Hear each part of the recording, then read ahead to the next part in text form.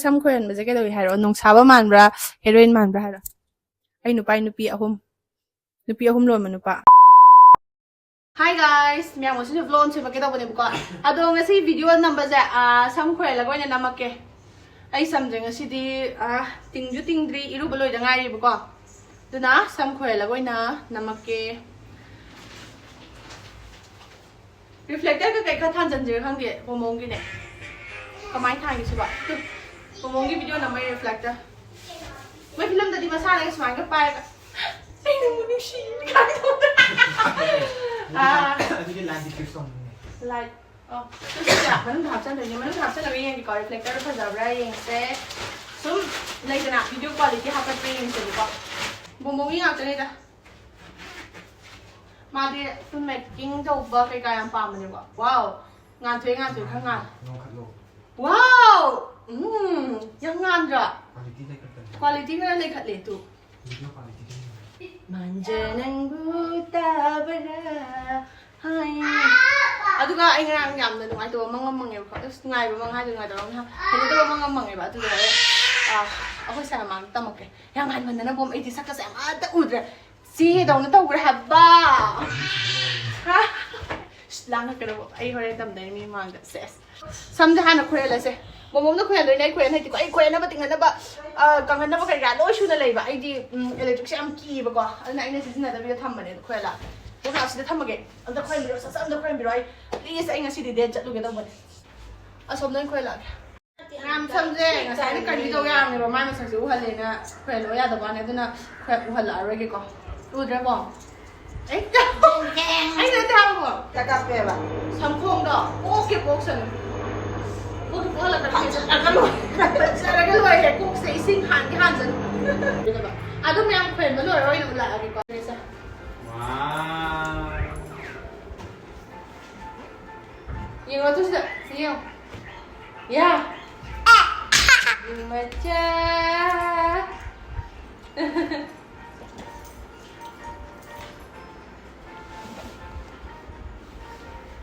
as मैं mana nusi saya sedih मैं almost done rồi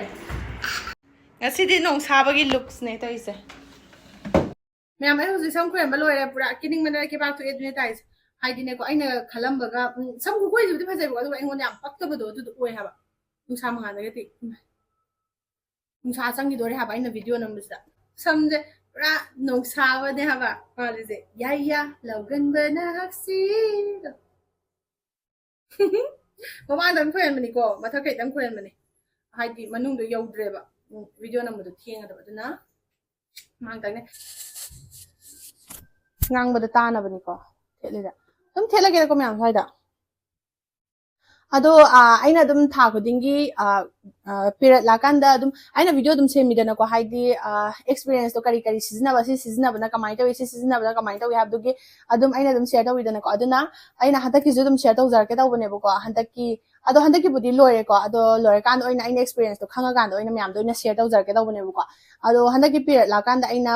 anoba ma try to ba ado ai han bane hai tare ado sum sizna ba da nungai ko ado ai ulak ke sigi Evertin gi menstrual cup se sije hantak ki da season ai ko ado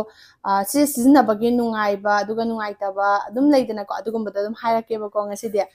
Evertin gi menstrual cup se smaina la kani ba ko magi packaging yamna nungshi na la kani aina lori ba size se m ne ba ko ado size khara adum leibane ba ko ado magi chawbi chang je adum ke haini m or bani na season khara di hele ba ko aduga manungda smaina yawi sidagi pikthabu su leibane ba ko aduga chawkhat pa leram do male ai adudi khangdre ko pikthabu lei ha ba di khange ba ado mai mong je smaina tawe ba ko adum yam chawe hai tare sigi menstrual cup se akoina ta lau kan da yamna ling law ba man bane ba ko aduga yamna soft oi ba do adu oi bane ba to haidi mon law ba do adu oi ba na season ba da o mi na season driba mi na de dum season ba ki bane ba ko ko aham de ki rame ba aduga yamna mon law ga isa da comfortable oi ba do adu oi ba because sigi menstrual cup se 100% safe oi ba ni ko aduga magi sara'ise kainano hai kanda sise medical grade silicone sabanebako aduna akhoi kaisu sizinabda kininga oide yamna monbado adudo oyeba sizinabda kwaidagi nungai bharagadi nako akhoi gi skin da irritation gumba lebado adugumbado leiteba haidi adum akhoina keke page gumba mention kanda hagacharakpa kholakpa matum dasangiba gumba adum thengnei nako adu yam sensitive oiba midadi mu yadabane ko hagachaganda tatpa khotpa thuppa yam tawbanebako adugumbado menstrual cup se sizina taragadi adugumbado leroibako hana sizinaba oi taragadi ko akhoi kaino da panty liner ai mamang utkibido adugumbado adum sizinawbako ai adum recommend tawge haidi haitabani sum menbada soiba khotpa leragaju aduda drop amani tarapodudi adum tagini danako aduna adu sizinabiyo aduga sigi menstrual cup se sizinaramdaida akhoi khut sa yam singna hamaga aduga si fajan samthokpirga habjangadabni ko haidi akhoi gi private part ta yamna luna nana tawdaba yade natrani ko aduduna fajana chamthokpirani aduduga kamai sizinani habdo mo haijarage sise smile ni danako menstrual cup se ado koi hapetang thekchalani ba smaina ain tak lau thekchalani ko aduga sigi changje ne ko koi smai namjan doini dum ai hai age ko koi smaina leibado da namjan doine ba duga si smaina dum namjan birani aduga koin hek namjan bado loika mathanda dum smaina dum phakalakani ko adum manungda dum mathanda dum smaina dum kan tawjagrani ba haidi si satok jagrani ko aduna smaina dum leidoine ko aduna khoida leak kombo or kadabo khotkada budo da yam phajana protect tawbodo aduda oyeba aduga dum yam laida magista matrok ama yaise da kara hendaba ma yaise sisida dum pairaga koina lauthoamdai hai tare ne smaina dum lauthok yaiba ko aduga dum igumba da orkana dum haidokiba ado si mangai magi nungai ba haragadi ko sigi menstrual cup sa akoina amuk pulai gradi ne ko adum reusable ne ko haidi chahi 10 mu adum chatpa ne ko sija aduga 12 hours de adum akoi ge leak protection tawbudo aduda oibne aduna akoida pera tawkanda namchiba aduduga adum iga chatakana kangjala dryness kumba leiba adugumbado kemda tawroi aina sa habado adum pet kumba menbagi discomfort kumba obdo adu oiroi comfortable oirni chemicals yawa pot hai tare yamna meya kan shampoo gumba kari kara adugumba na di chambiganu ko haidi koi vagina gi ni yamna section thorang lokopana phaibuko aduna adum afawa pot na chambiyo bako seasonable yam phajana chamaga adum thamjanbiyo aduga hayeng matang adum chahi 10 mu kai mo adum seasonable yabni ko sigi menstrual cup se ko akoina pubic bone yongnaba adum 45 degree angle di dum namjalani ko haidi push tawdani dana ko adum manungda pop launa adum satok chartoni dana ko akoina sumaina injan ganda ado mayam gi hainajabi haidi position do lepani khangde phammani khangde ko nungai gadaba comfortable oigadaba mong do aduda adum lerga adum sizinabiyo pambi ba yaga de ai link to adum description da hapcharam ge bako ado karam app ta phangi ado masagi website kei link to loin ma hapcharamage description do check out tawbiro akoi sai je game kana sanade ai mangoda mangdam ge tawbane angangsu kana kapra kenam taw legra ai mangdo tamage me amti yengo video da ai harake ai mangdane ai je nangi nupi ahum subane na lerame ai nangi nupi ahum subane nupi anim na yumda aina sida leine tawiba kai mangno hamnida dubo ahum subine ha ai ahum subine ado ai ibani anniversary je kuidreba chahi 8 sudoreba ko ibani luhongbaja ada aiga leminabdi chahi 8 sure moi atai dugana macha mamamde lo yaureba khambra moi atai dugana chahi anihum ga leminaramaga aina gadi chahi je sang sangna leminabdo adumaina oiba khambra ado aidi mangjam chumgandra aduda chingna iba atopa nupi lonaga leijalana ai nupi ahum lo manupa aina ahum subi ade mangdane aina nungai tabaja kaino isada kaino ma haidine nupi atai dugi wakhan oina khalleba khambra haidi moina kai khalam doino oina khanbado as message pangala aduduni da haide aije kamaina no gaina haide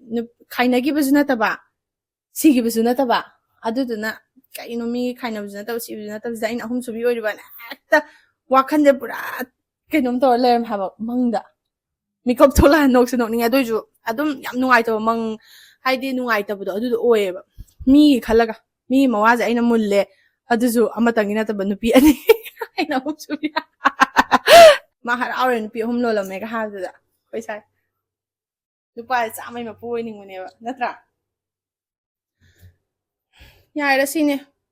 ꯃꯪꯗ ꯑꯗꯨꯝ ꯇꯝꯕ ꯋꯥꯅꯤ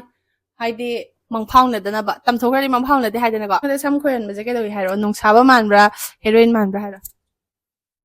Masaya ay ude he. ꯀꯩꯗꯧ ꯂꯩꯕ ꯅꯪꯗꯤ ꯐꯣꯟꯁꯤꯗ focus ꯇꯧꯔ ꯂꯩ ꯎꯗ꯭ꯔꯣ ꯁꯦ ꯑꯗꯨꯗꯤ ꯍꯥꯏꯔꯣ ꯎꯔꯝꯅꯤꯅ ꯀꯩꯗꯧꯋꯦ Kanti hai. ꯅꯠꯇꯤꯌꯦ ꯐꯖꯕ ꯍꯦꯔꯣꯏꯟ ꯃꯥꯟꯕ꯭ꯔꯥ ꯅꯠꯇ꯭ꯔꯒꯅ ꯇꯧꯁꯟꯅꯕꯤꯗꯣ ꯃꯥꯟꯕ꯭ꯔꯥ ꯍꯥꯏꯕ ꯑꯗꯨ ꯁꯨꯃꯥꯏꯅ ꯂꯩꯔꯛꯀꯦ ꯌꯦꯡꯉꯣ ꯚꯤꯗꯤꯑꯣꯗ ꯁꯝꯒꯤ ꯑꯦꯗꯚꯔꯇꯥꯏꯁ ꯇꯧꯕꯤ ꯃꯥꯟꯕ꯭ꯔꯥ ꯃꯥꯟꯕ꯭ꯔꯥ ꯅꯪꯒꯤ ꯑꯁꯦꯡꯕꯗ ꯊꯃꯣꯏꯗꯒꯤ ꯊꯣꯛꯂꯛꯄꯗꯣ ꯍꯥꯏꯌꯣ ꯇꯧꯁꯟꯅꯕ ꯐꯖꯩ ꯈꯣꯠꯂꯦ ꯊꯤꯔꯁꯨ ꯊꯤ ꯐꯖꯔꯁꯨ ꯐꯖꯩ ꯑꯗꯨꯝ ꯍꯥꯏꯔꯣ ꯍꯥꯏꯔꯣ ꯃꯥꯟꯕ ꯐꯖꯕ ꯊꯤꯕꯗꯤ ꯌꯥꯝ ꯈꯪꯕꯅꯣ ꯉꯁꯤꯗꯤ ꯈꯪꯉꯝꯃꯔꯣꯏ Ti. ꯐꯔꯦ ꯀꯩꯅꯣ ꯑꯩꯅ ꯑꯁꯦꯡꯕ ꯍꯥꯏꯔꯛꯑꯣꯅ ꯍꯥꯏꯕꯅꯤꯅ ꯑꯁꯦꯡꯕ ꯍꯥꯏꯖꯩꯅꯤ